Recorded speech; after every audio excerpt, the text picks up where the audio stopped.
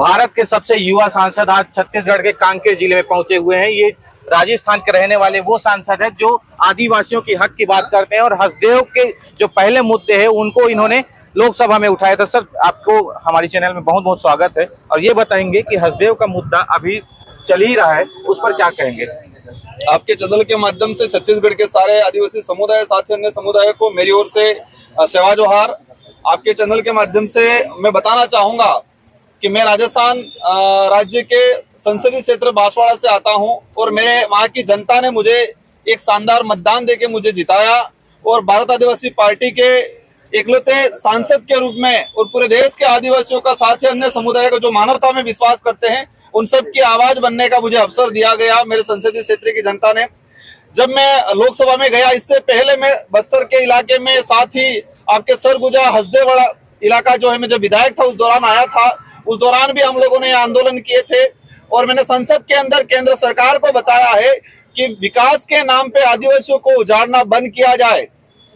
हर इलाके के अंदर, देश के किसी भी कोने, भले हसदेव हो, बस्तर हो, सरगुजा हो, यही नहीं पूरे देश में जहां पर भी देखा गया है कि एक डेवलप के नाम पे, बड़े बड़े प्रोजेक्ट के नाम पे सिर्फ आदिवासियों का विस्थापन किया गया है। और मुझे खुशी इस बात की है कि मैं इनकी आवाज बनने की मैंने कोशिश किया, लेकिन दुख भी है इस बात का कि यहाँ से भी आदिवासी समुदाय के लीडर, आदिवासी समाज का सर्टिफिकेट लगा के सांसद विधायक बनते हैं, लेकिन आदिवासियों की आवाज बनने का काम आज तक नहीं किया गया है। तो यहाँ के युवा साथियों से मेरा अनुरोध है कि इन विधायक सांसदों को ये कहा जाए कि आप जिस समाज का सर्टिफिकेट लगा के आप सांसद विधायक बने हो, उस समाज का प्रतिनिधित्व करें, उस समाज की आवाज बने, समाज के प्रति वफादार रहे, जवाबदेही रहे।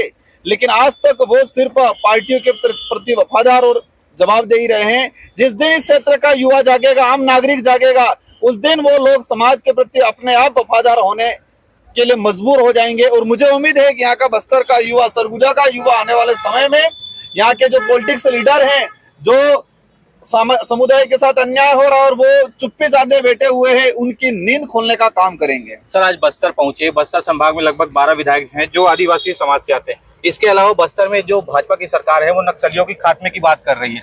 कई जगह ऐसे भी बात आ रहे हैं कि जो मुठभेड़ है वो फर्जी घोषित हो रहे हैं, ऐसे आरोप लग रहे हैं, आरोप की बात है। उसके बाद कई ऐसे आदिवासी हैं जो यहाँ से आंध्र प्रदेश की ओर भी वहाँ के लिए रवाना हो रहे हैं पलायन के लिए। क्या कहें इस पर, क्या कहेंगे और कैसे?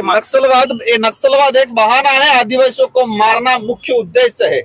हम जो लोग हथियार उठा रहे हैं उन लोगों को जाके सरकार एक डेलीगेशन जाके बात करे, उन लोगों का कुछ गलत करे, उनके सजा, कानूनी जो प्रावधान है वो सजा उनको मिले। लेकिन जो गरीब आदिवासी, जो छोटा बच्चा है, 12-15 साल की महिला है, बच्ची है, जो एक महिला है, उनके साथ उनको नक्सली कह के मारा जा रहा है। कई किस्से मेरे भी सुने कि गांव में घर से उठा के ले जाते हैं और कहते हैं इनकाउंटर करते हैं, कैसे नक्सली मुठभेड़ में मारा गया। एक गरीब आदमी, बेसहारा आदमी जो तो वक्त की रोटी के लिए तरस रहा है, वो कैसे हथियार उठाएगा?